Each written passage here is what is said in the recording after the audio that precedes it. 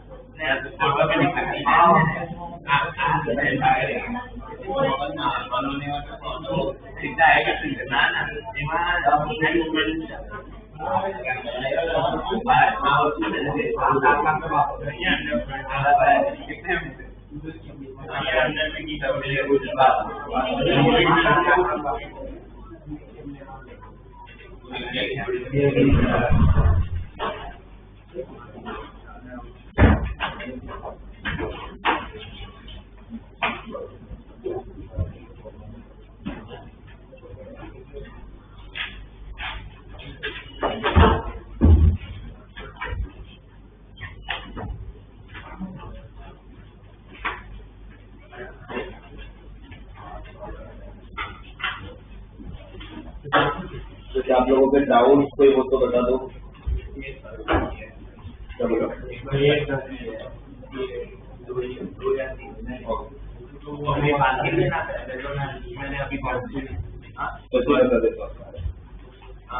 ये जो है ना वो हो गया 1070 को लिख लेना 1020 प्लस 50 की फॉर्मूला ये फर्स्ट टर्म और थर्ड टर्म है ना। हाँ इसको साथ में लेना फर्स्ट टर्म और थर्ड टर्म तो उसमें क्या होगा 4 से माइनस में कॉमन निकल जाएगा। हाँ और ये माइनस बराबर है 4 की जो फॉर्मूला होगी ना 4 से माइनस एक बार बचेगा। हाँ उसकी फॉर्मूला यूज करना फॉर्मूला यूज कर लेना आपका आगे का टेक्स्ट कॉमन निकल जाएगा मतलब एक फॉर्मूला से। तो बाहर जो 4 से माइनस भी कॉमन लिया तो वो और अंदर 4 से प्लस भी तो 4 से माइनस भी कौन से और स्क्वायर माइनस साइन स्क्वायर और 24 ये नीचे नहीं सेम ही है पूरा मतलब सिर्फ साइन और साइन है माइनस भी ओके हो गया थोड़ा सा एक बार बुक देखिएगा मैंने कि यही बात ये 2 से डिवाइड कर लो 2 से मल्टीप्लाई कर लो 2 से डिवाइड यहाँ पर 2cc यहाँ पर 2cc 2sc 2ca फॉर्मूला ये मेन जो है डीपीटी जिसमें प्रॉब्लम आ सकता है वो है डीपीटी 3 एंड 4 1 और 2 हो गया 1 और 2 इजी है मेन जो होता है वो डीपीटी 3 और डीपीटी 4 ही है।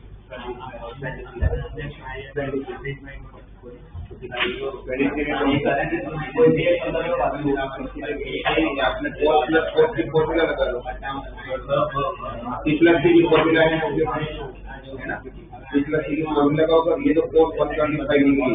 मैंने आपको बताया हुआ है कि कभी भी आपको एंगल अगर ऑब्ट्यूज एंगल दिया जाए तो सबसे पहले किसमें कन्वर्ट करते हैं एक्यूट में। तो 125 को क्या लिख लो 180 माइनस सही है राइट। और पहला दो एंगल कौन से cos 55 प्लस cos 65 तो cos 55 प्लस cos 65 में अगर आप फॉर्मूला लगाओगे तो 2cc लगेगा तो क्या होगा 2 cos एंगल का addition divide by 2 into cos angle का सब्ट्रैक्शन डिवाइड बाय 2 तो -5 और फिर दिया था cos 175 तो 175 को क्या लिखा होगा हमने 180 माइनस 5 180 तो cos का क्या होगा cos की क्वाड्रेंट क्वेश्चन है सेकंड क्वाड्रेंट में cos नेगेटिव तो ये माइनस cos 5 हो गया होगा cos 60 की वैल्यू 1/2 वो 2 और ये 2 कट cos को माइनस कोई पर नहीं कर सकता plus cos 5 minus cos 5 cut तो फर्स्ट सेकंड तो फिर भी बहुत इजी है। थर्ड में फिर भी थोड़ा मुश्किल तो क्या थोड़ा स्टेप करने पड़ेंगे। पहले उसमें 2 से डिवाइड और 2 से और फिर 2cc की फॉर्मूला लगाना है वो करते जाओगे ना आगे जैसे आप स्टेप बढ़ाओगे जैसे आपको समझ में आता जाएगा कौन सी फॉर्मूला लगाना है। किसी के डाउट हो डीपीपी से पहले डीपीपी 3 का 28 डीपीपी 3 का 28 लगता है क्या नहीं है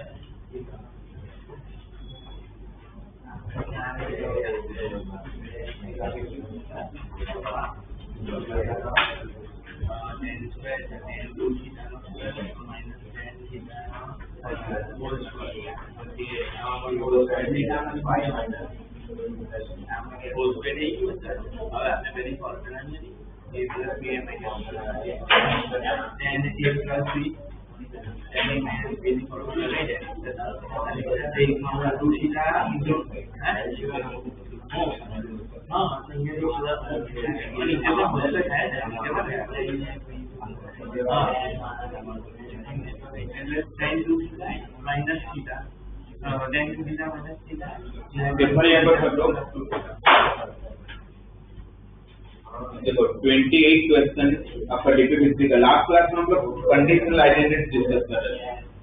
कितने डिस्कस किए थे, कितने याद रखे? 6 याद हो गए? क्या होता है बताओ? sin 2a plus sin 2b plus sin 2c क्या होता है? a plus b plus अगर 180 है तो sin 2a plus sin 2b plus sin 2c कितना? 4 sin a sin b sin c 10a plus 10b plus 10c कितना? 10b to 10c तो याद कर लेना। अब ये स्टैंडर्ड वन तो नहीं है बट ये प्रूव करने को बोला आपने। a plus b plus c अगर पाई है तो स्टेटमेंट प्रूव करने को। फर्स्ट स्टेप क्या होगा? आपके सामने क्वेश्चन आया कल की टेस्ट में, आपको प्रूव करना है। सबसे पहले क्या करें? की फॉर्मूला लगाओगे। बची बात है, फर्स्ट स्टेप तो क्या होगा? s plus s की फॉर्मूला। ठीक है, s plus s की फॉर्मूला क्या होता है? 2 sin a by 2 plus b by 2 whole divide by 2 b plus b by 2 होता है। तो क्या बन जाएगा? a plus b by 4 into cos a minus b divide by 4 c minus b divide by 2 है ना। अब क्या बचा? क्या करो उसका? मेन वही है, और sin c by 2 को क्या करना? वो तो बात की बात है, इसमें तो बात नहीं। ये तो फॉर्मूला लगा लिया। अब ये बच्चा बचा है, उसका क्या करना? सेम रहने देना है या कौन सी फॉर्मूला लगानी है?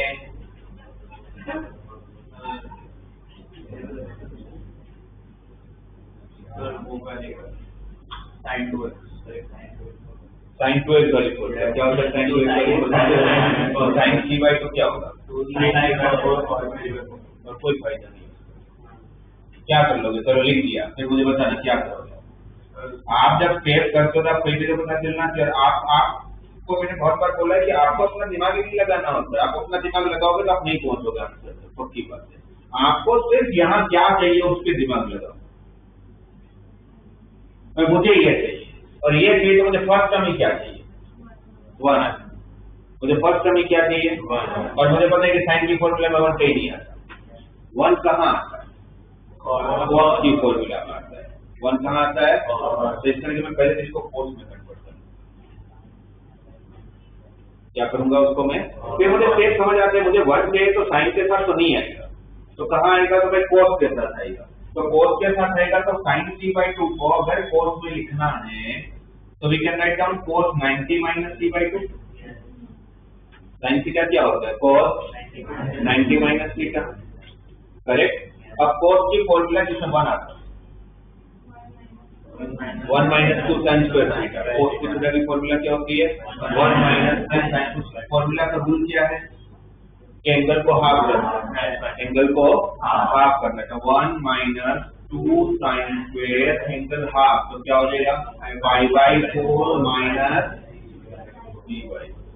अब आपका 1 आ गया। बस अब स्टेप बनते जाएंगे। अब इसको ये तो है आपके पास 2 sin, अच्छा a plus b को क्या लिख लोगे? pi minus c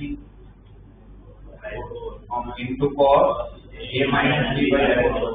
ये 1 को साइड कर दूंगा। इस बार इसमें से क्या? 2 sin pi minus c by 4। ये भी तो pi minus c by 4 ही है। तो क्या रहा answer? cos a minus b by 4 minus sine pi minus b by 4 plus 1। तो देखो 1 आ गया, sine pi minus c by 4 भी आ गया। अब ये लाना बस बाकी है। अब नेक्स्ट प्रॉब्लम क्या है? प्रॉब्लम क्या है? c माइनस a का कोई फॉर्मूला नहीं। तो फॉर्मूला लगाने के लिए c माइनस c करना पड़ेगा या f माइनस s करना पड़ेगा। सही है? तो इसको अगर मुझे cos में लिखना है तो कैसे लिखूं? क्योंकि cos में लिखोगे तभी तो फॉर्मूला लगाओगे। तो sin को cos में कैसे लिखते हैं? इस sin को cos में कैसे लिखा? 90 माइनस थीटा। इस sin को भी cos में कैसे लिखा? 90 माइनस थीटा। इस sin को लिख लूंगा cos ऑफ 90 माइनस थीटा। ठीक है? और ये सेंसिटिव यही cos a minus b by 4 को हम कुछ नहीं करेंगे, प्लस 1 हमारा कुछ नहीं होगा। ये जो कॉमन लिया वो बेसिक रहेगा 2 sin pi minus b by 4। और इसको थोड़ा सा सही ढंग से लिख लेते हैं।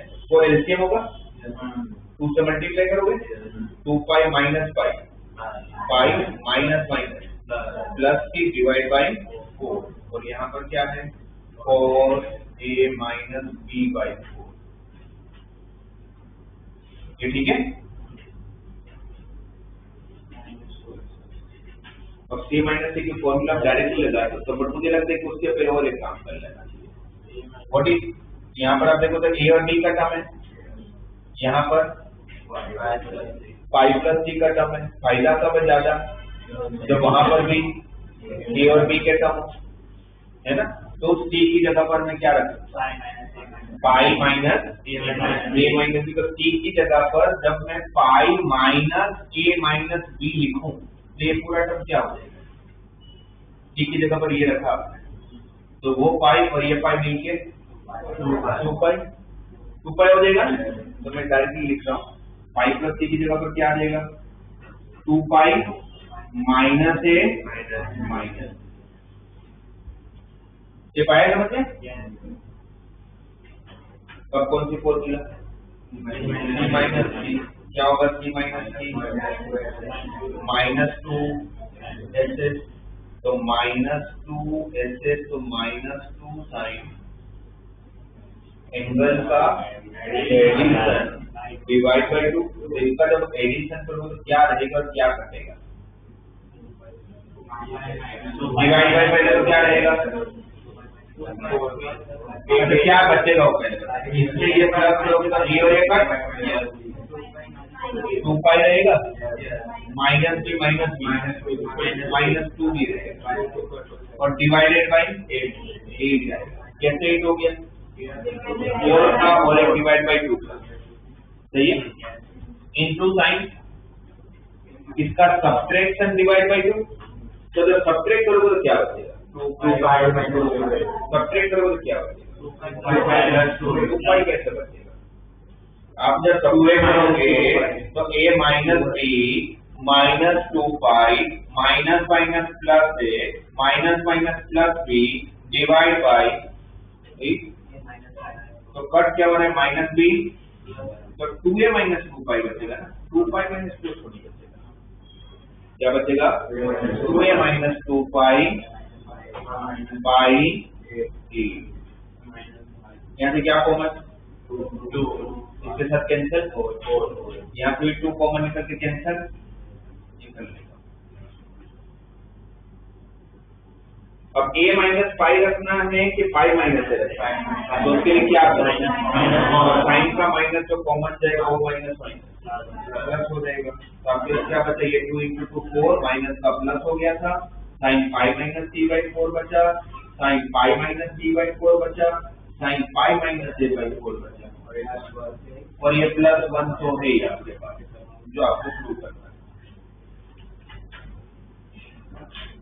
ठीक है? तो आप अपने सामने प्रूविंग का स्टेटमेंट चेक करो, उससे आपको अपने आइडियाज बताइए कि क्या करेंगे।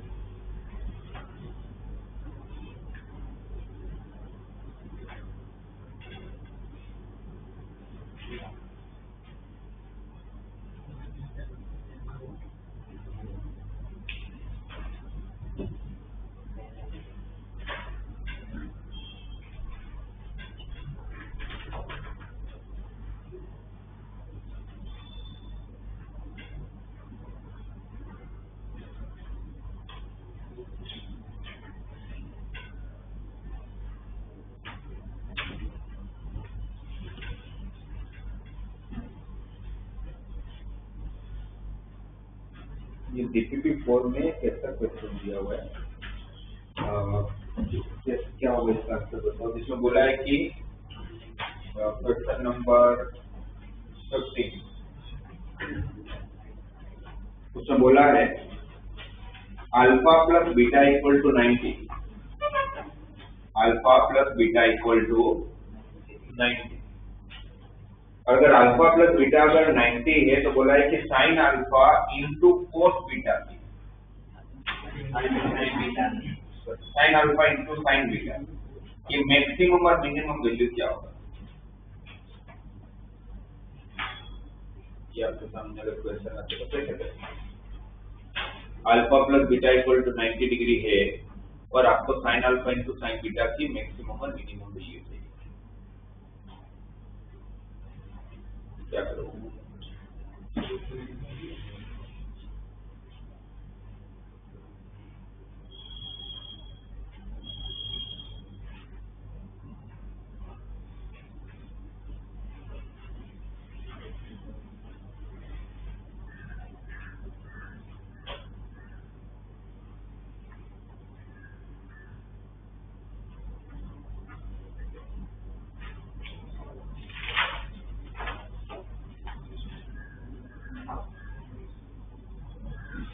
equal to cos alpha cos beta।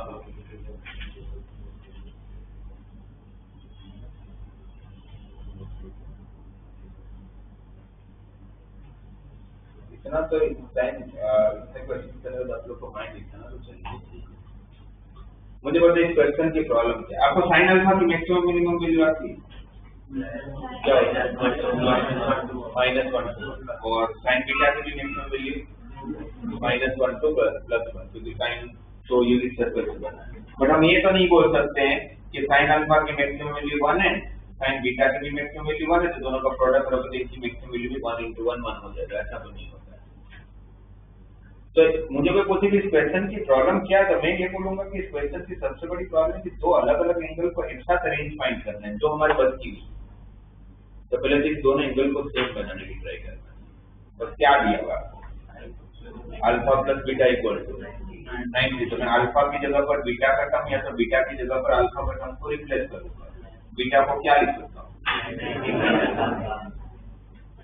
और अगर बीटा अगर 90 माइनस अल्फा है तो साइन का क्या हो जाएगा कॉस। दोनों अल्फा के टर्म आ गए, किसकी फॉर्मूला है sign alpha into cos alpha, किसकी फॉर्मूला है साइन टू अल्फा बाई 2। अब सिंगल टर्म आ गया। अब तो कुछ बताया नहीं, साइन का एंगल कुछ भी हो रेंज क्या होती है -1 से 1। एंगल आपको अल्फा दे, 2 अल्फा दे, 3 अल्फा दे, 300 अल्फा दे, 3000 अल्फा दे, साइन की रेंज तो -1 से 1 ही रहेगी। उसको किससे डिवाइड करना है 2 से। तो अगर मैं इसको 2 से डिवाइड करता हूँ तो मेरा आंसर क्या आ जाएगा मैक्सिमम वैल्यू 1/2।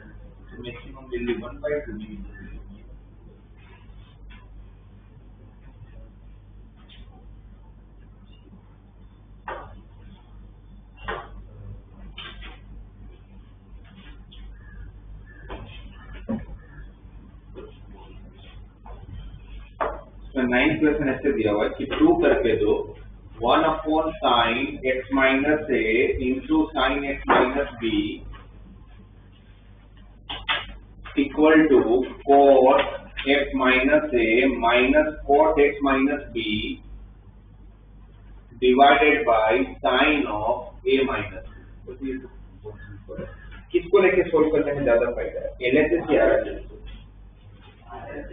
RHS?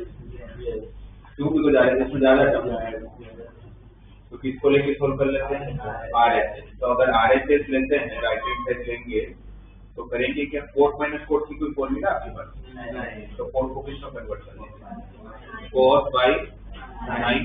कोट को क्या लिख लेंगे और इसको cos बाय साइन लिखा, इसको भी cos बाय फिर एलसीएम ले लेते हैं। एलसीएम लेने पर यहाँ पर cos x माइनस a के साथ क्या मल्टीप्लाई करेंगे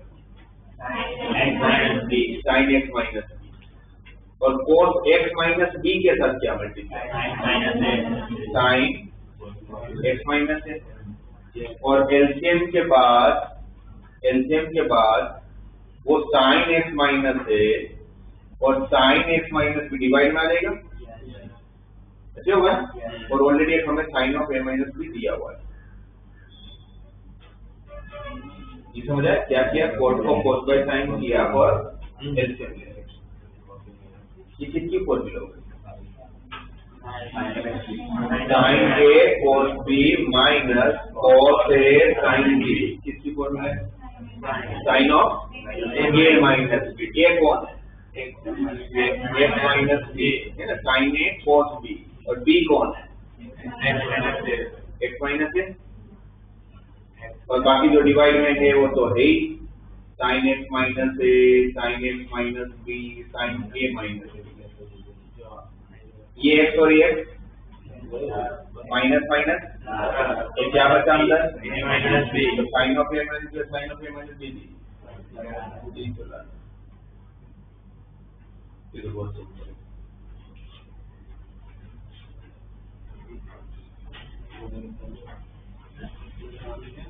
एक बार इसका 22nd क्वेश्चन की हिंट दो। cos theta upon 1 plus sine theta is equal to tan of pi by 4 minus theta by 2। क्या करें, दोनों को तो दोनों को सपोज मान लेते हैं कि आप ये सोच के टेन में कन्वर्ट करने को बोल रहे हो, जो मुझे समझ आ रहा है कि सामने टेन है। इसको टेन में लिखते हैं, क्या लिखते हैं, सपोज लिख लेते हैं। तो इसको साइन को क्या लिखते हैं, इसकी टेन की फॉर्मूला क्या है, साइन की टेन वाली फॉर्मूला तो थीटा बाई 2 इनको भाग करना है ना, upon 1 plus tan square theta by 2। यही करते हैं। पर आपको सामने टेन तो चाहिए, बट टेन के अंदर थीटा बाई 2 नहीं चाहिए। इसका मतलब क्या हुआ कि डायरेक्टली टेन के टर्म्स में कन्वर्ट करने का फायदा नहीं। आरएचएस सोल्व करोगे तो और मुश्किल है। देखो मैं आपको बताता हूँ, मुझे आपको समझ आना चाहिए। आप मुझे बताओ 1 के साथ पूरे ट्रिगो में प्लस 1 प्लस या 1 माइनस के साथ कौन फॉर्मूला देता है, और कोई नहीं देता। 1 के साथ प्लस और माइनस में पूरे ट्रिग्नोमेट्री में आपको सिर्फ और सिर्फ कोस फॉर्मूला देता है, राइट। कौन सी formula, 1 plus cos two theta क्या होता है, 2 cos square theta, and 1 minus cos two theta क्या होता है, 2 sin स्क्वायर। तो कहीं पर भी जब ट्रिग्नोमेट्रिक असम्पशन की बात हो या ट्रिग्नोमेट्री की बात कर रहे हो, 1 के साथ अगर प्लस या माइनस में कुछ चाहिए तो फिर वो कोस ही चाहिए। और अभी 1 के साथ कौन दिया हुआ है, साइन। अभी 1 के साथ क्या दिया हुआ है, जबकि कोस होता तो फायदा होता। तो मैं क्या करूंगा, उस साइन को कोस में कन्वर्ट कर दूंगा। और साइन को कोस में कैसे कन्वर्ट करूंगा, 90 माइनस थीटा। और अगर सिंगल टर्म में मुझे फॉर्मूला चाहिए तो फिर कोस मेरे लिए बहुत काम का है। फिर सिंगल टर्म में मेरे लिए काम का है साइन, क्योंकि साइन टू थीटा की फॉर्मूला सिंगल टर्म देती है 2 sin थीटा कोस थीटा। तो सिंगल टर्म में फॉर्मूला चाहिए तो साइन होना चाहिए, जबकि दिया क्या है, तो ऊपर वाले कोस को साइन में कन्वर्ट कर लेते कर सकते हैं। तो अब ऊपर फॉर्मूला जब लगाओगे तो क्या लिखोगे, ये वाली फॉर्मूला लगाओगे तो क्या लिखोगे, 2 sin एंगल हाफ तो pi by 4 minus theta by 2 into cos pi by 4 minus theta by 2 divide by 1 plus cos T वाली फॉर्मूला लगाओगे क्या होगा, 2 cos square pi by 4 minus theta by 2। ये 2 और 2 कोस की एक बार sine upon cos same angle. तो क्या ध्यान में रखोगे, कहीं पर भी जब 1 के साथ प्लस में या माइनस में अगर फॉर्मूला लगाने तो कोई कोस ही चाहिए। जिसमें साइन था तो साइन को कोस में कन्वर्ट कर लिया, और सिंगल टर्म में साइन चाहिए तो कोस को साइन में कन्वर्ट कर लिया। मैं ये बोल रहा हूँ कि यही अकेली होती मेथड इस क्वेश्चन को करने की। ट्रिगो की कोई भी क्वेश्चन करने की 50 मेथड है, बट ये सब सीधी है। बाकी कुछ भी करने जाओगे, जैसे तो इनको सोल्व करके करने की ट्राई करोगे। साइन को जो आप पहले बता रहे थे 2 tan theta by 2 upon 1 plus को भी करते जाऊंगा तो कभी ना कभी तो आंसर में पहुंचा ही दूंगा मैं। फिर उससे क्या करता, इस 1 को फिर मैं tan 45 लिख लेता क्योंकि मुझे 45 ही चाहिए था, तो 1 को फिर tan 45 लिख के फिर आगे सोच लेता क्या। बट वहां तक करने की जरूरत नहीं होगी, 1 के साथ कभी भी प्लस या माइनस हो तो कोस चाहिए। दे रखा हो तो बहुत अच्छी बात है, नहीं दे रखा हो तो कोस में कन्वर्ट है। ठीक है,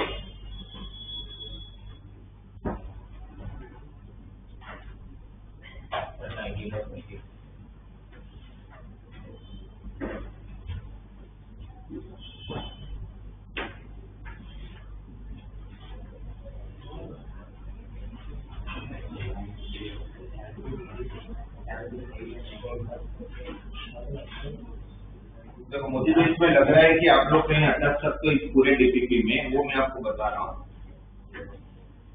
9 में आप नहीं अटकने वाले थे, वो मुझे लगा कि शायद कुछ हार्ड होगा, बट वो तो इजी निकला। एक बार आप चेक करो 6 वाला, कौन सा क्वेश्चन आप इस डीपीपी 4 में नहीं करोगे तो चलेगा। 21 छोड़ देना, क्वेश्चन इजी है पर बहुत लेंथी है, तो फालतू में मेहनत करने की जरूरत नहीं है। 21 हटा दो।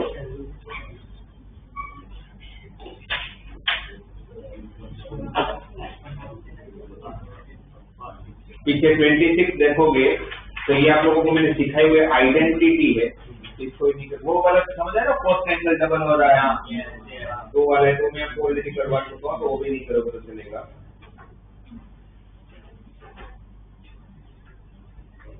बस बाकी सब आप लोग को करना है। तो इसका क्वेश्चन नंबर एक बार 19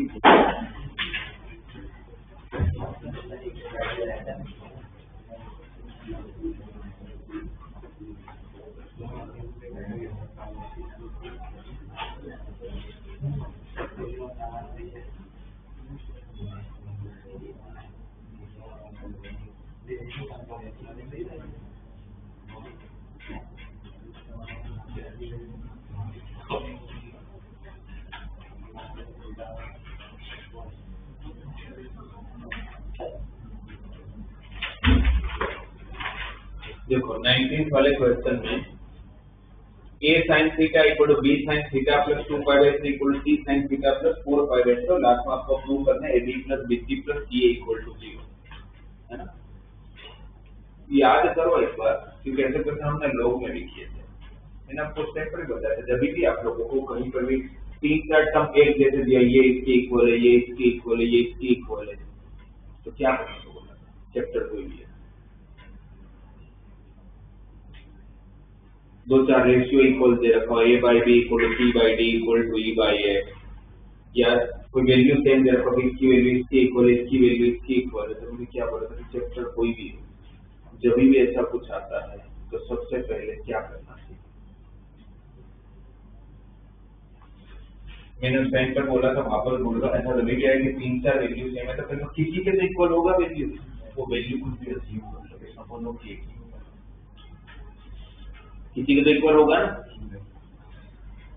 तो आप कुछ भी एक वेरिएबल ले लो, हाँ भाई ये के इक्वल है, उससे क्या फायदा, सब कुछ मैं के टर्म में लिख पाऊंगा, राइट। ये जब के इक्वल होगा तो साइन थीटा क्या हो जाएगा, k by sine theta plus 2 pi by 3 क्या हो जाएगा, k by B, sine theta plus 4 pi by 3 क्या हो जाएगा, के बाई सी,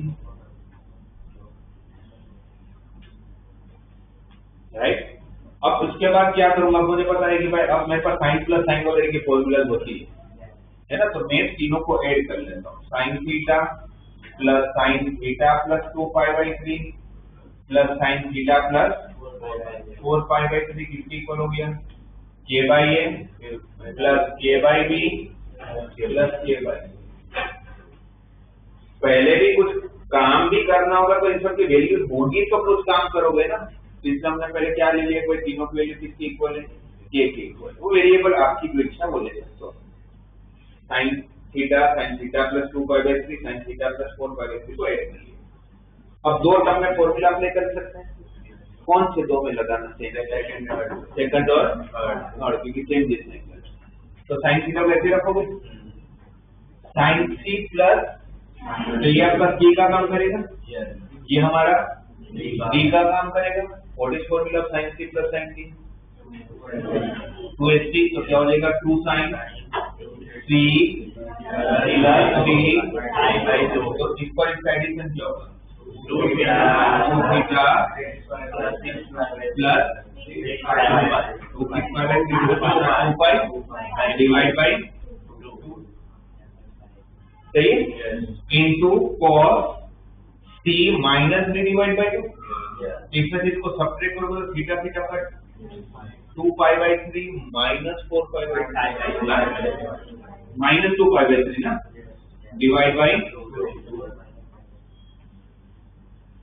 और सामने k by A plus k by B plus k by C, LCM कितना है? ए बी सी, तो k कॉमन, k तो तीनों में कॉमन है, क्या बचेगा? BC plus AC plus AB whole divided by AB। यहाँ से क्या कॉमन? 2 भाई, 2 कॉमन है ना, 4 4 A2 क्या रहा? थीटा प्लस पाई है तो पाई प्लस थीटा, यहाँ पर ये 2 और 2 कैंसिल, कोस को माइनस से फर्क पड़ता है, तो क्या रहा? पाई बाई 3 मतलब कितना? 60 और 60 की वैल्यू 1/2, और ये k into AB plus BC plus SC whole divide by ये 2 और ये 2 पाई है, तो साइन का क्या? क्वाड्रेंट, थर्ड क्वाड्रेंट में साइन, ये प्लस साइन थीटा, ये तो क्या बचा? 0, और सामने क्या था? k into AB plus BC plus CA divide by 0 के साथ ABC मल्टीप्लाई होगा, 0 equal to k into AB plus BC plus CA, k constant में डिवाइड में जाएगा तो 0 बाई k, 0, क्या आंसर आ गया? AB plus BC plus CA equal to, जो आपको प्रूव करना है। तो हम इस तरह से जब भी क्वेश्चन आएंगे और चैप्टर कोई भी आप इक्वल टू कुछ वेरिएबल मतलब कुछ वैल्यू को अचीव करेंगे। अब कोई वैल्यू जब अचीव करता है नहीं 5 7 10 ऐसा कुछ ले सकते हो, वो नहीं करता मुझे फिक्स वैल्यू क्या, बट वैल्यू कुछ तो है तो कोई वेरिएबल है, फिर कोई ना कोई काम कर जाएगा।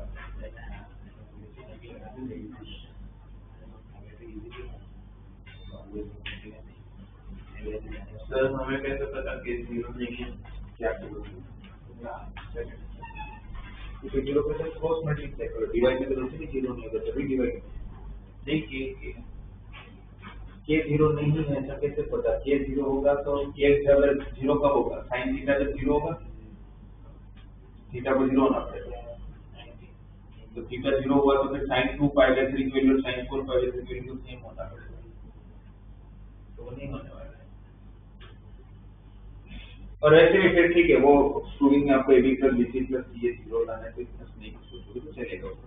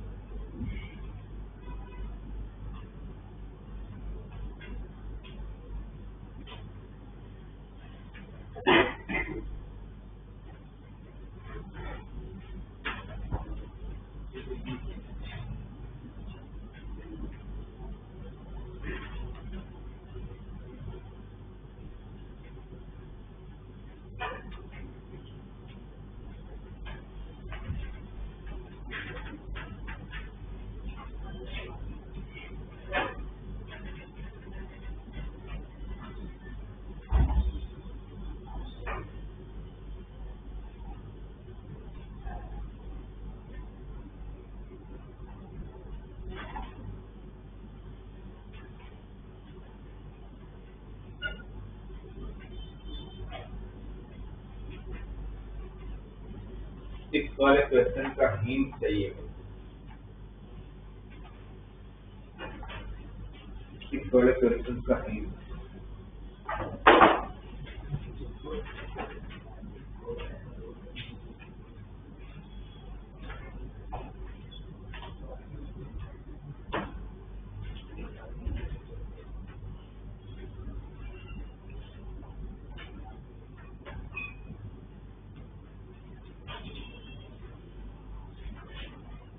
Cos alpha plus beta is given 4/5. Sin alpha minus beta is given 5/13. Alpha and beta का रेंज दिया हुआ है 0 से 45। तो बोल रहा है tan टू अल्फा की वैल्यू फाइंड करते हैं।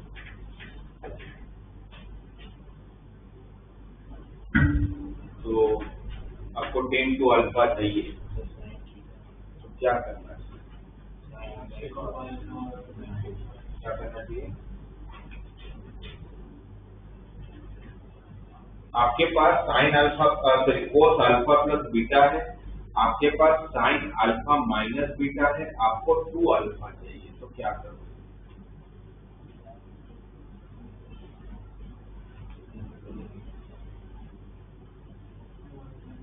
आपको एंगल में वापस एक बार, आपको एंगल में अल्फा प्लस बीटा और अल्फा माइनस बीटा के रिलेटेड वैल्यू दिया हुआ है, बट आपको चाहिए 2 अल्फा। क्या करूंगा?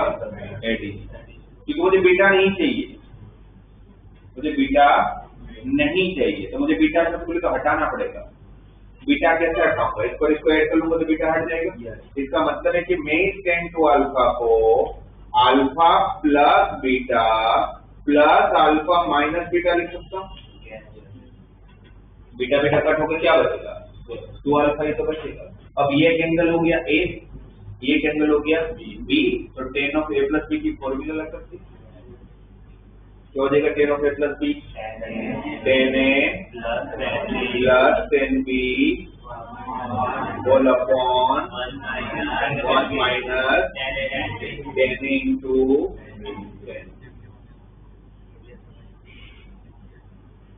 Correct, right.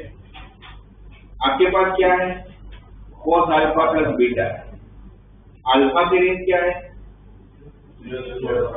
बीटा की रेंज भी क्या है? 0 से 45। तो दोनों को अगर मैक्सिमम वैल्यू भी ले लो तो भी 90 से तो छोटा ही होगा ना? तो अगर 90 से छोटा होगा तो फिर मैं अगर एक ट्राइंगल यूज कर लूं तो आपको मैं गलत नहीं कर रहा हूं, क्योंकि अगर मैं राइट एंगल ट्राइंगल लेता हूं और इसको मैं अगर अल्फा प्लस बीटा कंसीडर कर लूं तो अब कोई प्रॉब्लम नहीं है। क्यों प्रॉब्लम नहीं है? क्योंकि 90 से तो छोटा ही। अगर मुझे दिया होता कि angle is in second quadrant तो मैं नहीं ले सकता, और अब तो कंफर्म है कि 90 से छोटा है तो ले लो, कोई प्रॉब्लम नहीं है। और फिर जो जनरल कंसेप्ट आपका स्ट्रेंथ वाला कि कोस क्या होता है? Adjacent side upon hypotenuse. तो पाइथागोरस से कितना? 3 ना? तो फिर आप लोगों का tan अल्फा प्लस बीटा कितना हो जाएगा? 3/4। इसकी तो वैल्यू आ गई। tan अल्फा प्लस बीटा कितना मिल गया हम लोगों को? 3/4। अब क्या चाहिए? tan alpha minus, right. तो साइन अल्फा माइनस बीटा की वैल्यू है, पर क्या मैं उस टाइम पर राइट एंगल ट्रायंगल ले सकता हूँ?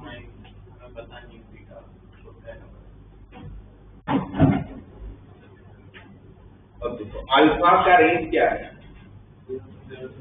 0 to 45। बीटा की रेंज क्या है? आप लोगों ने कोई भी मुझे अगर ये बता दे तो मजा आ जाए कि अल्फा माइनस बीटा की रेंज क्या है। अल्फा 0 से 45 माइनस 45, बीटा 0 से 45, तो अल्फा माइनस बीटा की रेंज, अल्फा प्लस बीटा की तो रेंज चलो 0 से 90 बन रही थी, क्या होगा? -45 से +40।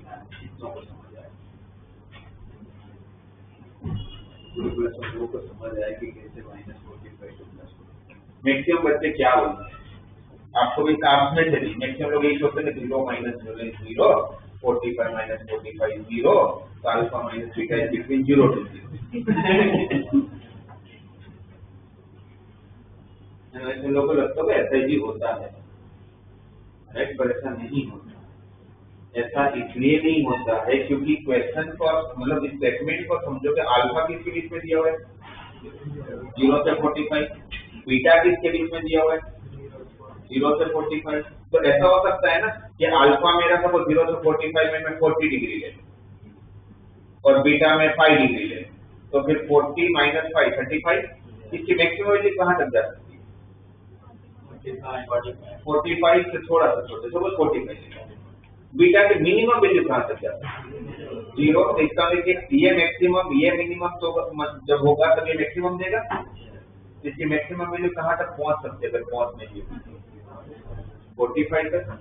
यही चीज उल्टा सोचो, ये जब मिनिमम होगा और ये जब मैक्सिमम होगा तो सबसे छोटी वैल्यू देगा, तो ये मिनिमम 0 होगा, ये मैक्सिमम 45 होगा, तो 0 माइनस 45, तो क्या होगा इसका रेंज -45 टू +45। ऐसा नहीं तो डायरेक्ट सब्सट्रैक्ट हो जाता है। प्लस में वो तो टेंशन नहीं है क्योंकि प्लस तो प्लस है भाई, 0 से 45 बीटा 0 से 45, तो अल्फा प्लस बीटा ये मिनिमम वैल्यू कब होगी जब दोनों मिनिमम होंगे, क्योंकि प्लस कर रहे हो तो दोनों की मिनिमम वैल्यू 0 है। मैक्सिमम कब होगी जब दोनों मैक्सिमम होंगे, तो 45 + 45 90। बट सब्ट्रैक्ट का तो जैसा नहीं हो सकता, ठीक है। तो अब मुझे पता चल रहा है कि अल्फा माइनस बीटा किसके बीच में -45 से +45 के बीच। एंगल नेगेटिव में कब बोलते हैं अपने क्लॉकवाइज होगा। रेंज तो आरटीओ की 0 से 45 ही है, बस ये कि आपका मूवमेंट जो है अपने उल्टा है ना। तो मैग्नीट्यूड वाइज आप कहां से कहां तक जा रहे हो, मैग्नीट्यूड वाइज आप कहां से कहां तक जा रहे हो 45 डिग्री तक ही जा रहे हो, या तो एंटी क्लॉकवाइज या तो आप राइट एंगल ट्रायंगल लोगे तो कोई प्रॉब्लम नहीं। कोई प्रॉब्लम मुझे राइट एंगल ट्रायंगल करते बाद जब मेरा एंगल 90 से बड़ा हो गया, मेरा मूवमेंट क्लॉकवाइज और एंटी क्लॉकवाइज वो मेरी प्रॉब्लम नहीं है, क्योंकि एंगल तो 0 से 45 ही आज भी। बस ये कि एक बार आप एंटी क्लॉकवाइज चल रहे हो, एक बार आप क्लॉकवाइज, ठीक है। तो इस केस में आप लोग डायरेक्टली राइट एंगल ट्रायंगल भी ले लोगे तो कोई दिक्कत नहीं है। ये आपका अल्फा माइनस बीटा है, साइन क्या होता है ऑपोजिट साइड अपॉन हाइपोटेन्यूज, तो पाइथागोरस से कितना 12, so what is tan of alpha minus beta 5/12, तो tan alpha plus beta कितना है, कितना है 3/4, tan alpha minus beta कितना है 5/12 डिवाइड बाय 1 minus 3/4 into 5/12, ऐसे होगा ना। क्रॉस मल्टीप्लाई कर लेते हो 36 + 20 तो 66 डिवाइडेड बाय 48 माइनस 15 33 ना, और एलसीएम का ये 48 और ये 48 कैंसिल हो जाएगा, तो 10 to अल्फा की वैल्यू कितनी आ गई, अरे सॉरी 36 + 20 56, सॉरी 56, और नीचे क्या आ गया 48 माइनस 15 तो 33 जो आपको। तो सिंपल क्वेश्चन है, बस पहला स्टेप आपको बीटा नहीं चाहिए तो आपको दोनों एंगल को ऐड कर देना चाहिए, जिससे बीटा बीटा नेगेटिव हुआ तो ये जो ट्रायंगल आप ऊपर बना लो ट्रायंगल नीचे, तो फर्क नहीं पड़ता क्योंकि मैग्नीट्यूड से आपको देखना होता है, डायरेक्शन कोई नहीं।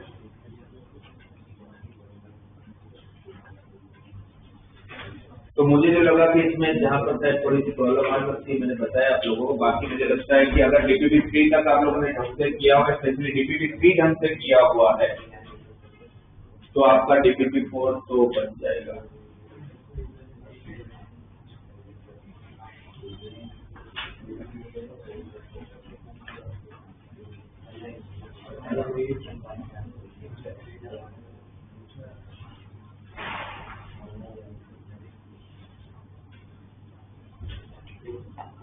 ओके, यहाँ पर ध्यान दो सब लोग।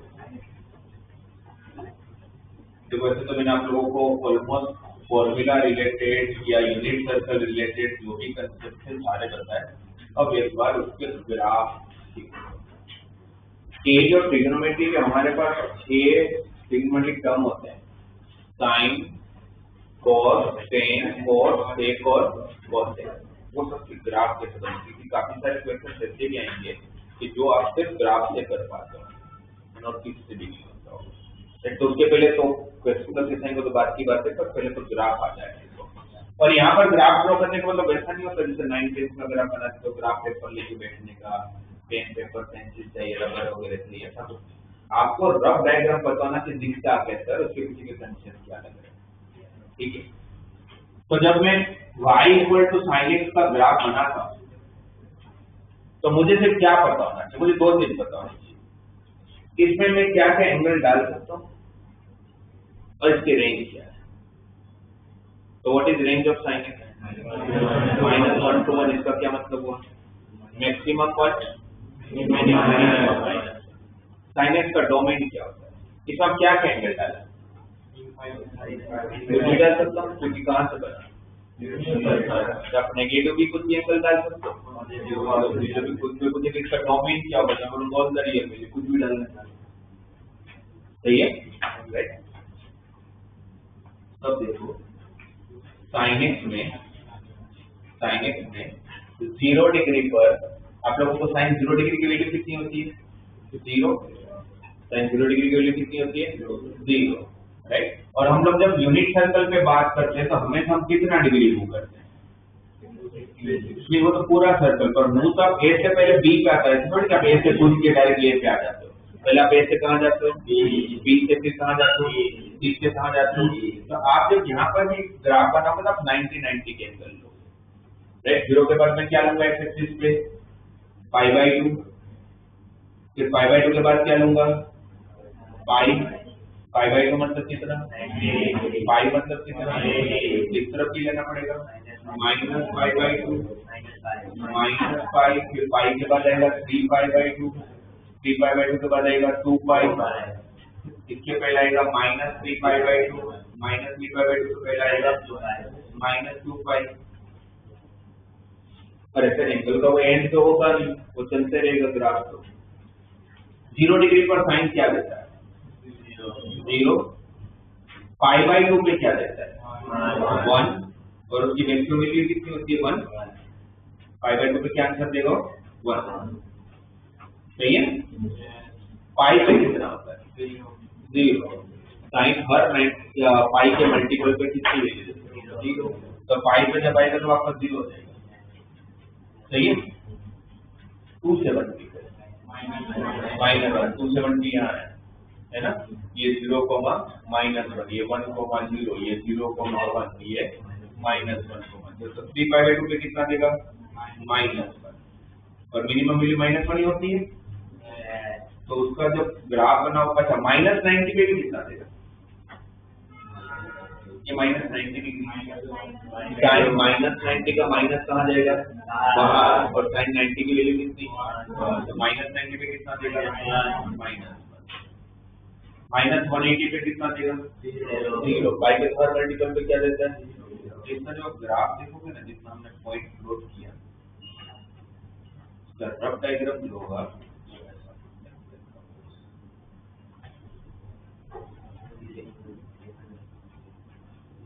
2π पे वापस 0 हो जाएगा, और ये कंटिन्यूसली, इसका कोई एंड नहीं होता है। क्यों एंड नहीं होता है? तो यूनिट सर्कल से बना है, तो ये इसी फेज पे इसी शेप में आगे चलता है।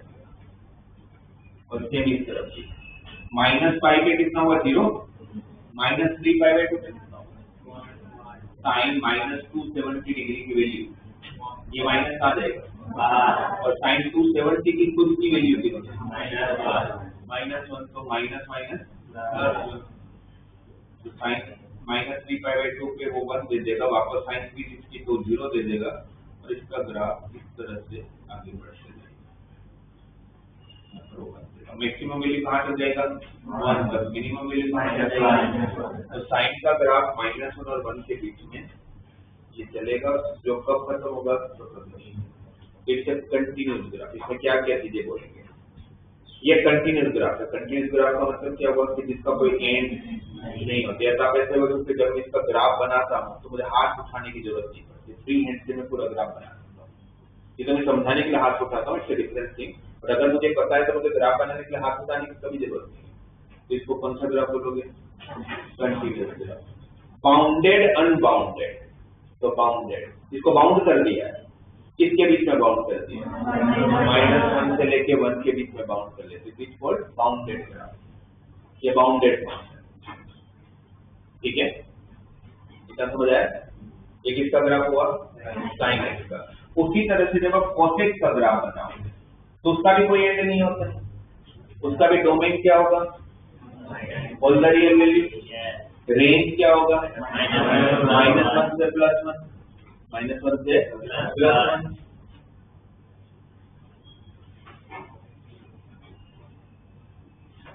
जीरो डिग्री पर कितना देता है? 0 डिग्री पर कितना देता है? पहले मैं ग्राफ बना लेता हूँ। देखो 0 डिग्री पर कितना देगा? cos 1, 90 डिग्री पर 0, यहाँ पर 90 होगा। 180 पे -1, मिनिमम वैल्यू -1 ही हो सकता है। 270 पे 0, 360 पे 1, 450 पे 0, ऐसे होगा, राइट? और मैं ऐसा बोल सकता हूँ, आप बताना ये मैं जो बोल रहा हूँ ट्रू है कि फॉल्स है। cos का ग्राफ y एक्सिस के लिए सिमेट्रिक होता है। y एक्सिस के लिए सिमेट्रिक होता है, मतलब y एक्सिस एक मिरर का काम करता है। मैं जैसे मिरर के लिए सिमेट्रिक होता है, मैं मिरर के सामने खड़ा रहूंगा तो मेरा ही तो इमेज आएगा। तो अगर ये अगर आपका मिरर है तो एग्जैक्टली सेम ग्राफ की तरफ है। इज इट ट्रू और false? True. y y2 cos के लिए माइनस से कोई फर्क नहीं पड़ता। cos x उतना ही होता है जितना cos माइनस यही होता है ना, बट साइन में ऐसा नहीं है, क्योंकि साइन का माइनस तो देखो यहाँ पर ये मिरर नहीं बनता, मिरर बनता तो यही सेम बनता है ना इस तरफ, ऐसा नहीं होता, बट यहाँ पर ऐसा ही आएगा, क्योंकि 90 पे जैसा आंसर देगा वैसा ही -90 देगा, 180 पे जो आंसर देगा वही आंसर -180 पे देगा। तो ये जैसा इस तरफ का बना है एग्जैक्टली सेम ग्राफ, सेम दिखता हुआ ग्राफ इस तरफ भी बनेगा। ये कौन सा एंगल? -90। ये कौन सा एंगल? -180। ये कौन सा एंगल? -270। यहाँ पर कौन सा एंगल? -25360। यहाँ पर कौन सा एंगल? -450। चलता रहेगा ये। तो इसके बारे में बात करूंगा तो कंटिन्यूस और डिसकंटिन्यूस। कंटिन्यूस कभी हाथ उठाओगे? नहीं। Bounded unbounded same. इसके भी मैक्सिमम वैल्यू मिनिमम वैल्यू जो है वही मैक्सिमम वैल्यू मिनिमम वैल्यू है। ये y के लिए सिमेट्रिक होगा, ये नहीं होगा। तो y एक्सिस के लिए सिमेट्रिक से कौन कौन से ग्राफ होंगे? कॉस है क्योंकि उनको माइनस से फर्क नहीं पड़ता, बाकी सारे नहीं। ठीक है, ये दोनों ग्राफ समझ आए। अब एक बार अगर tan का ग्राफ अगर बना है, tan x का ग्राफ, tan x का रेंज क्या होता है?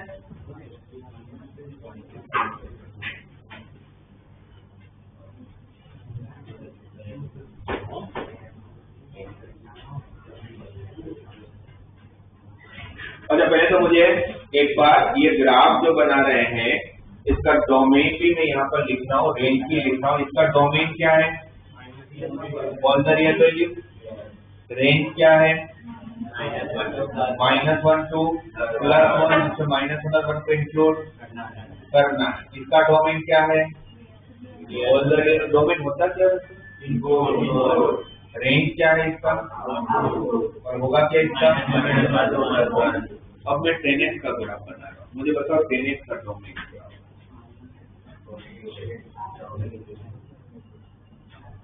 tan x का डोमेन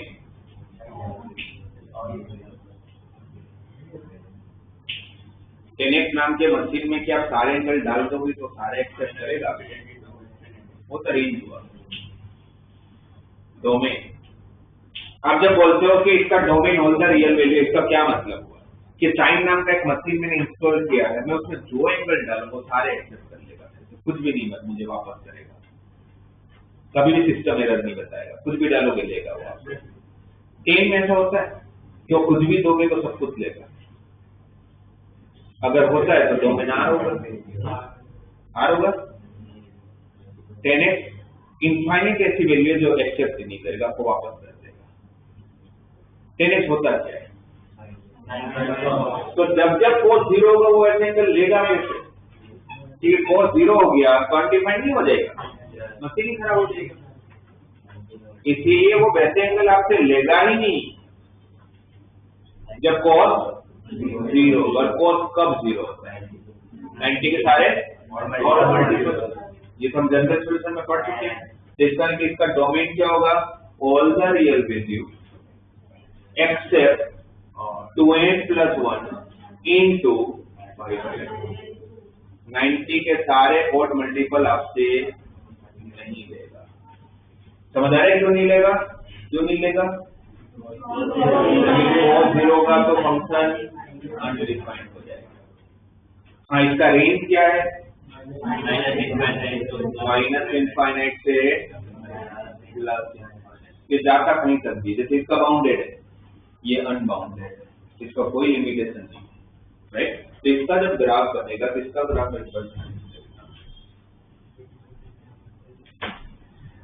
ये 0 डिग्री है, tan 0 पे 0 होता है ना, tan 0 डिग्री की वैल्यू कितनी? 0। यहाँ पर मैं एक बार पहले बना लेता हूँ, फिर आपको समझाता हूँ कि क्या हो रहा है।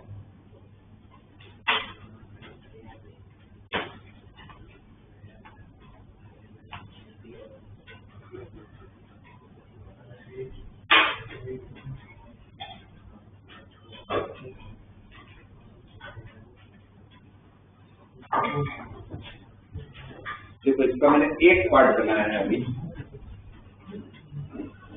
एक पार्ट बनाया है। यहाँ पर आप देखोगे तो ये जो आपको लाइन दिख रही है, ये जो डॉटेड लाइन मैंने बनाई है, ये कहां से पास हो रहा है?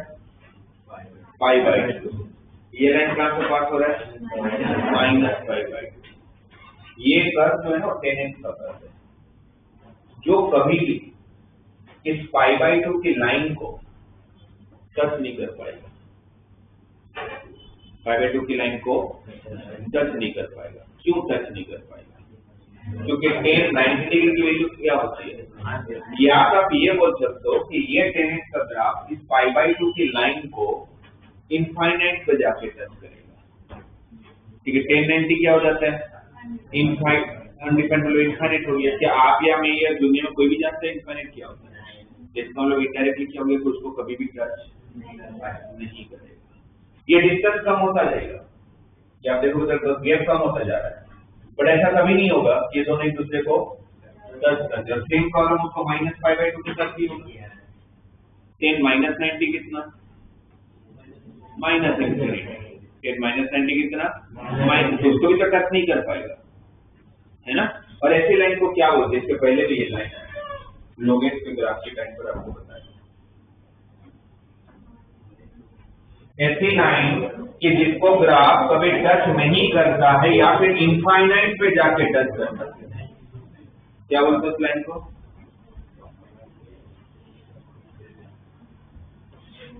लोगेट के ग्राफ जब बनाया था, आपको बना के दिया था, तब भी वो एसिम्प्टोट बना था y एक्सिस, क्योंकि लोगेट का ग्राफ y को टच नहीं कर पाता, क्योंकि लोग जो एग्जिस्ट नहीं करता, अगर ध्यान होगा। इस लाइन को क्या बोलते हैं?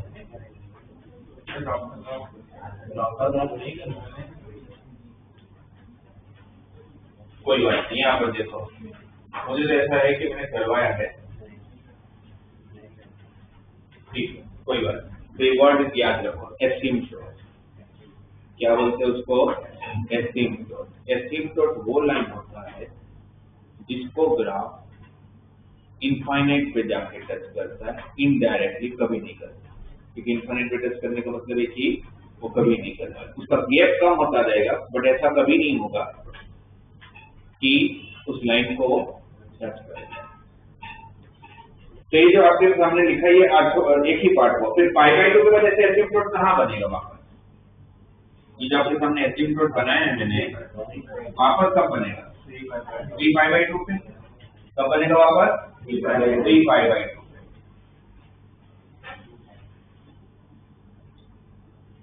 तो जब यहाँ पर वापस बनेगा वो तो उसी तरह का शेप बनेगा, इसको कभी टच नहीं कर पाएगा। और पार्ट कहाँ से हो रहा होगा तब जीरो देगा वो। 90 और 270 के बीच में कहाँ जीरो देता है 180। फिर इस तरफ कहाँ एसिम्प्टोट बनेगा -3 पाई बाई 2 पे।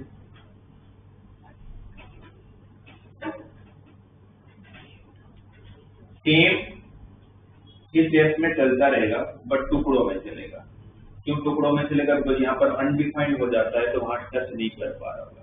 ये कौन सी वैल्यू होगी -5। और ऐसे कितने सेक्शन होंगे? और इन लाइन को क्या बोलेंगे सारे को?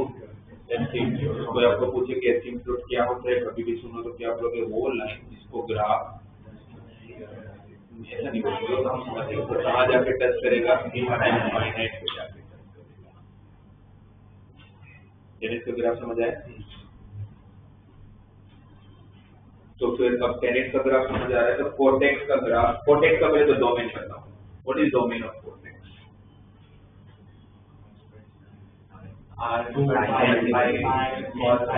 कोटेक्स होता क्या है? Cosec by sine x. कौन सी वैल्यू एक्सेप्ट नहीं कर पाएगा? n पाई क्योंकि जब साइन 0 होगा। तो फिर इसका डोमेन क्या होगा? All the real value except n pi, है ना? क्या एक्सेप्ट नहीं कर पाएगा? जब आप लोगों का साइन 0 हो जाएगा। साइन कहाँ 0 होता है? n पाई। रेंज। और ये जो बाजू का ग्राफ बनाया मैंने, ये बाउंडेड है क्या अनबाउंडेड? बाउंडेड है। कंटिन्यूस है डिसकंटिन्यूस? हाथ उठाने पड़ेगा। तो कोटेक्स भी डिसकंटिन्यूस होगा क्योंकि वो n पाई पे ब्रेक होगा। इसका भी ग्राफ कैसा होगा? अगर इसका ग्राफ बनाऊंगा तो इसमें भी एसिम्प्टोट बनेंगे। कहाँ बनेगा पहला एसिम्प्टोट? एक ये 0 पे, साइन 0 0 हो जाएगा। फिर 180 पे ये 5 की लाइन होगी। फिर 360, तो सामने की तरफ भी -5, फिर -2 पाई,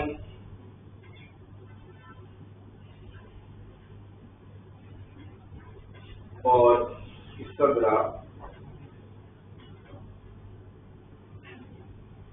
आप एक बार गौर से करो दोनों ग्राफ।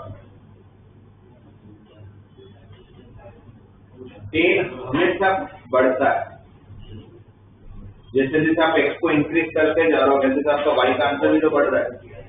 इसको कौन सा फंक्शन बोलते हैं? जब x बढ़ता है तो y भी बढ़ता है। x अगर डोमेन में इंक्रीज कर रहा हूँ तो मेरा रेंज भी इंक्रीज हो रहा है। कौन सा फंक्शन? डायरेक्ट प्रोपोर्शनल का जिसको एक फंक्शन बोलते हैं, क्या बोलते हैं? x इंक्रीज करूंगा y भी इंक्रीज होगा, x डिक्रीज करूंगा y भी डिक्रीज होगा।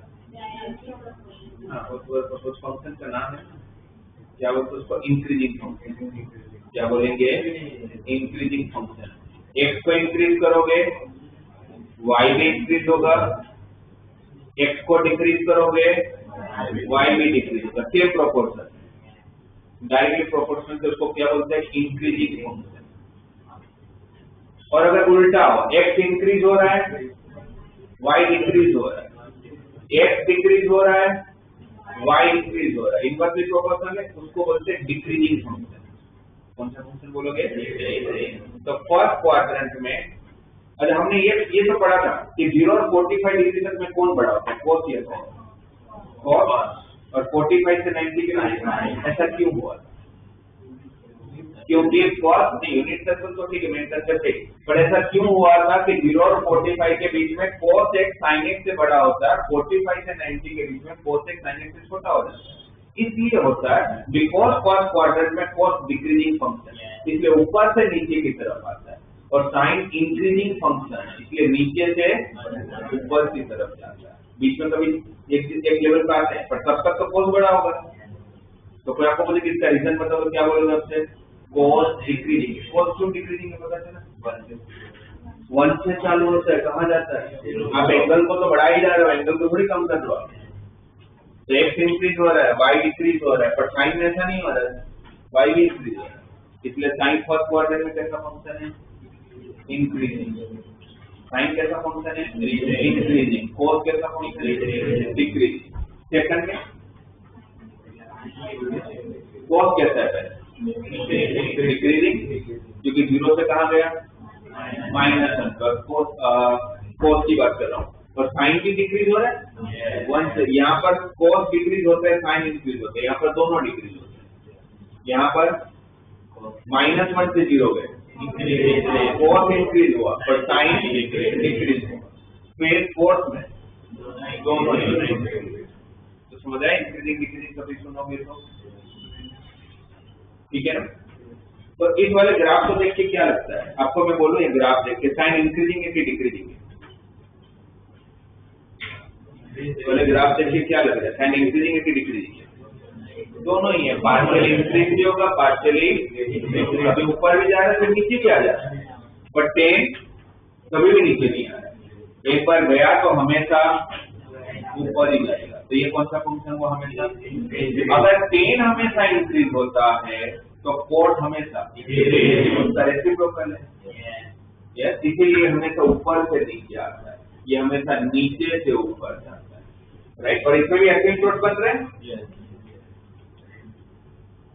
अच्छा, ये एक्सटेंशन को कहाँ कट करता हूँ? जब जब कोस 0 होगा, है ना? कोस कहाँ 0 होगा? 90 के सारे और मल्टीपल पे।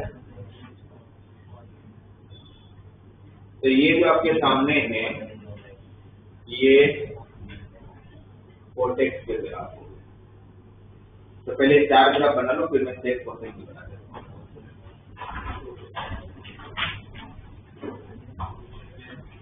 ये जो मैं आप लोगों को वर्डिंग बताता हूँ, increasing decreasing asymptotes, continuous discontinuous, ये सब ध्यान में रखना है।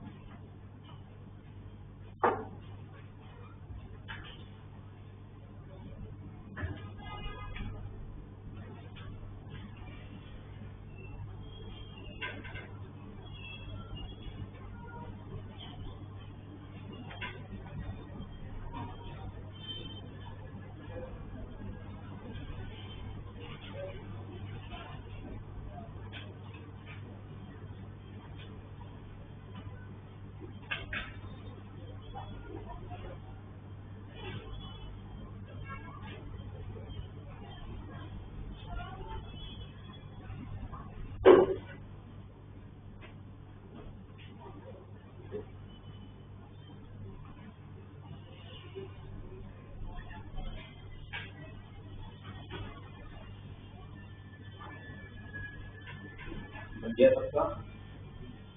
ठीक है, sec x का मैं आपको बना देता हूँ, cosec x का आप खुद से एक बार करके ट्राई करें। ठीक है, तो अब आपको समझ में आ रहा होगा कि ग्राफ में क्या क्या चीजें आपको ध्यान रखनी होगी। दो चीजें सबसे पहले हमें समझनी होती है हमेशा, डोमेन एंड रेंज। तो मुझे बता सकते हो sec x का डोमेन क्या होगा, रेंज क्या होगा? रेंज तो पता ही है, डोमेन भी पता ही है। क्या होगा बताओ, sec x का डोमेन क्या होगा? r minus 2n plus 1 into pi by 2, क्योंकि sec x होता क्या है 1 by cos x। तो sec x आपसे कौन सा एंगल नहीं लेगा? जब cos 0 होगा, cos कहाँ 0 होगा? 90 के सारे और 90 के मतलब जो 10x का डोमेन है, ये 10x में जो दिक्कत है कि भाई ये 0 होगा तो प्रॉब्लम हो जाएगी, तो वही प्रॉब्लम यहाँ पर भी है। इसलिए दोनों का डोमेन सेम ही होगा। डोमेन क्या हो जाएगा, all the real value except 2n plus 1 into pi by, what is the range of secant? Minus infinity to union of 1 to सही है ना? इससे क्या पता चल रहा है कि सेकेंड का ग्राफ कभी भी -1 और 1 के बीच में नहीं, या तो 1 से ऊपर होगा या तो -1 से नीचे होगा। तो देखो अब आप लोगों का अरे इसके अंदर भी एसिम्पटोट्स बनेंगे या नहीं बनेंगे? बनेंगे। उसके डोमेन में नहीं है तो वहां पर वो टच नहीं कर पाएगा, सही है ना? तो बनेगा ना? तो लेफ्ट हैंड साइड में मतलब पॉजिटिव में सबसे पहले एसिम्पटोट π/2 पे बनेगा और नेगेटिव में -π/2 पे बनेगा, सही है, राइट? फिर मैं ये देखता हूँ, एक बार डोमेन रेंज देख लेता हूँ ग्राफ बनाने से पहले, तो मुझे समझ में आ जाता है। फिर एसिम्पटोट बनता है कि नहीं वो सब चेक कर लेता हूँ। फिर ये भी चेक करो तो इंक्रीजिंग होता है कि डिक्रीजिंग होता है। सेक किसका रेसिप्रोकल है? अच्छा, ये कौन से क्वाड्रेंट की आप बात कर रहे हो? -90 से चालू करके +90, तो कौन सा क्वाड्रेंट? फोर्थ एंड यहाँ पर -90 होता है ना? ओके, फर्स्ट में कोस कैसा फंक्शन है? डिक्रीज। तो कोस अगर डिक्रीज होगा तो सेक क्या करेगा? इंक्रीज। क्यों? रेसिप्रोकल। और फोर्थ में कोस कैसा है?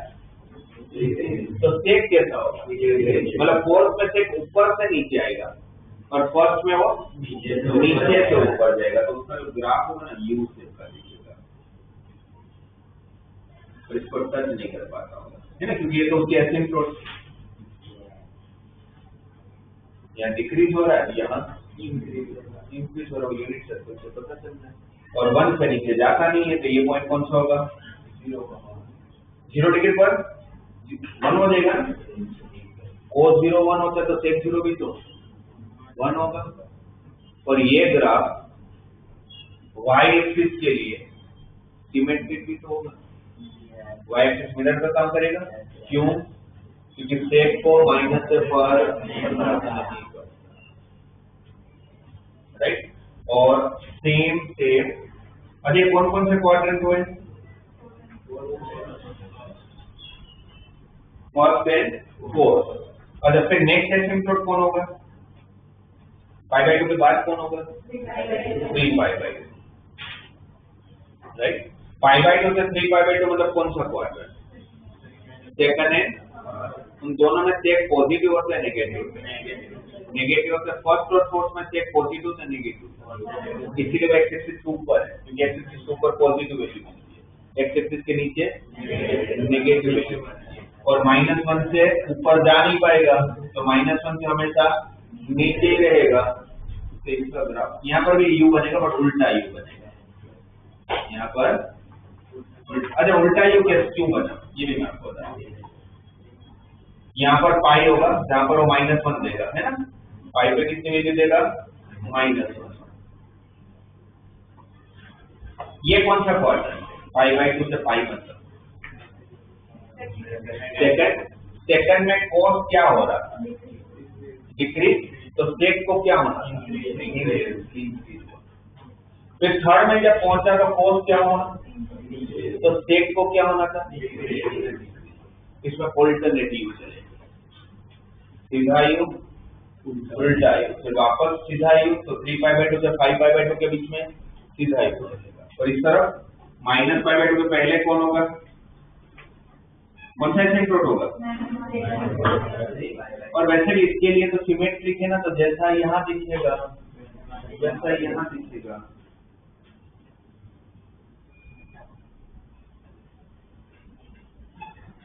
ठीक है। Bounded unbounded? Unbounded. Continuous discontinuous. y axis के लिए सिमेट्रिक, क्योंकि इसको माइनस से फर्क, एंगल में माइनस से फर्क ऐसे फिर दो ही जगह होता है, कहाँ पर कॉस। कोई पूछे इंक्रीजिंग और डिक्रीजिंग, मतलब पार्शियल इंक्रीजिंग क्लियर। तो कोसेक खुद बनाना वाला बन जाएगा, तो कोसेक अगर आप खुद से बनाओगे नेक्स्ट क्लास में देखूंगा। ठीक है। एक चीज और, कल जैसे आप लोगों का केमिस्ट्री का क्लास होगा राइट 3:30, आप लोगों को पर सब लोगों को आना है 2:30।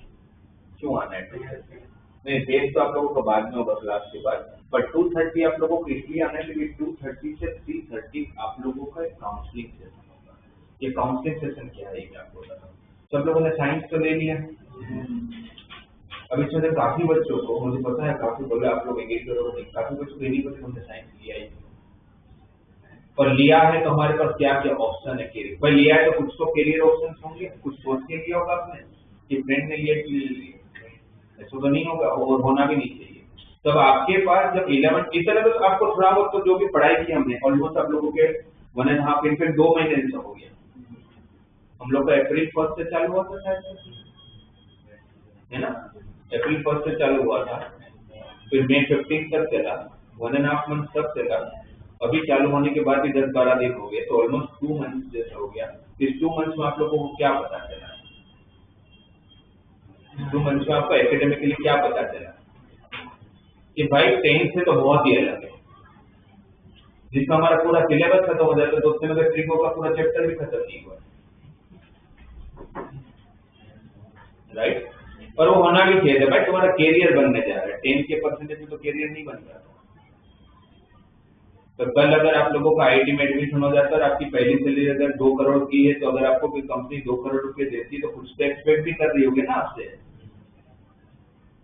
राइट। तो पहले कल जो हमारे घंटे का सेक्शन होगा उस पर आप लोगों को ये बताया जाएगा कि भाई आप लोगों के पास क्या क्या कैरियर हो सकता है कि थोड़ी बहुत चीजें आपको पता हो सकता है कि थोड़ी बहुत चीजें आपको ना पता हो सकता है कि आपको बस ये पता हो कि पर हाँ एक JEE नाम की एग्जाम होती है, पर उसको छोड़ के भी और अच्छी कॉलेज की अच्छी एग्जाम्स होती है, राइट। वो सारे ऑप्शन आपको बताए जाएंगे कल कि ये ऑप्शन होता है भाई मुझे जाना है, मैंने सोचा हुआ है कि मुझे IIT बॉम्बे जाना है, बट IIT बॉम्बे जाने के लिए करना क्या पड़ेगा, सोचने से थोड़ी पहुंच जाएंगे। या किसी ने सोचा कि नहीं सर मुझे तो इंजीनियरिंग करना ही नहीं है, मुझे तो आर्किटेक्चर में जाना है, तो मेरे पास आर्किटेक्चर के लिए कौन कौन से एग्जाम होते हैं, उसमें किस टाइप की एग्जाम देनी पड़ती है, उसमें क्या पूछा जाता है, थोड़ा बहुत सारी चीजें डिस्कस करेंगे। और फिर आप लोगों को एक छोटा सा फॉर्म दूंगा, उस फॉर्म आप लोग मुझे फिल करके देंगे, 1 दिन का टाइम नहीं दूंगा। मंडे जब आप लोग वापस आओगे तो आप मुझे फॉर्म फिल करके दो, क्योंकि हमारा गोल ये है, क्योंकि विदाउट गोल आप लोग 11th में साइंस करते रहोगे ना तो 1-2 महीने के बाद आप इस रेस से बाहर हो जाओगे, राइट, जो हमें नहीं माना। इसलिए बहुत जरूरी है कि मेरे पास मेरा गोल क्लियर हो कि मुझे यही करना है, और जो भी आप लोगों का गोल होगा कल आपको जनरली सब कुछ बता दिया जाएगा, जो जो ऑप्शन है, जो जो आप लोगों के पास ऑप्शन हो सकते हैं आपके करियर को लेके, वो सब आपको एक बार डिस्कस कर लेंगे कल। फिर आपको एक फॉर्म दूंगा, जो फॉर्म भर के आप लोग मुझे अपना करियर का गोल बताओ कि सर मुझे ये करना है। वो हो सकता है गोल 1 हो, 2 हो, 3 हो, जो भी आपको लगता है, उसमें कोई फोर्स नहीं है। और फिर आपके गोल के ओरिएंटेड हम आपके लिए काम करेंगे।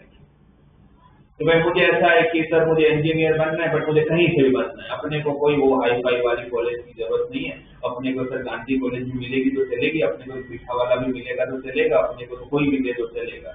तो फिर मैं बोलूंगा आप कुछ मत करो, आपको क्लास का आने का, मैं आपको एक छोटा सा असाइनमेंट दूंगा, करते रहने का, बस आपका हो जाएगा, क्योंकि आप पास भी होंगे तो भी वैसी कॉलेज मिल जाएगी। आप कुछ नहीं करोगे, सिर्फ आओगे, मेरी शक्ल देखोगे या पहले सर की शक्ल देखोगे, धोनी सर की शक्ल देखोगे, फिर घर चले जाओगे तो भी हो जाएगा, क्योंकि पास तो वही जाओगे आप।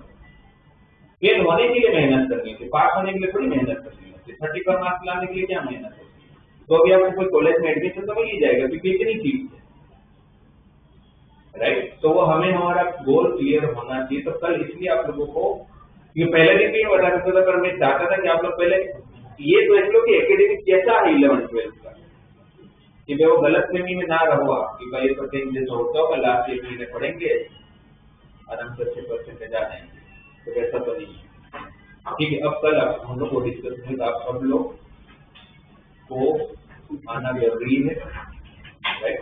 तो कल आप लोग 2:30 आओगे, फिर जो आपका रेगुलर शेड्यूल है 3:30 के बाद वो सब रहेगा, ओके।